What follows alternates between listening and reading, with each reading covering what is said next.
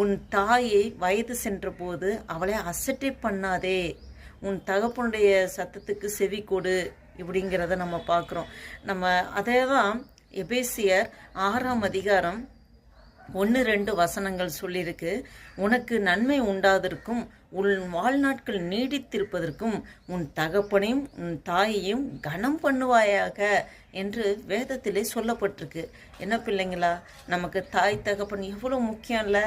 ஏசப்பா நமக்கு கொடுத்த கிஃப்ட் இல்லை தாய் தகப்பன். அவங்க தானே நமக்கு பிறந்ததுலேருந்து இந்த நாள் வர நமக்கு பிறந்ததுலேருந்து சீராட்டி பாராட்டி நமக்கு தேவையானதெல்லாம் வாங்கி கொடுத்து நம்மளை கவனித்து அவங்களுக்கு பசியாக இருந்தாலும் பிள்ளை நல்லா இருக்கட்டும்னு சொல்லி அவங்களுக்கு எல்லா தேவைகளையும் செஞ்சு கொடுத்து இல்லையா, தாய் தகப்பனை எப்பவுமே நம்ம கனம் பண்ணணும். அவங்கள நம்ம அசட்டை பண்ணக்கூடாது. நம்ம கொஞ்சம் படிச்சு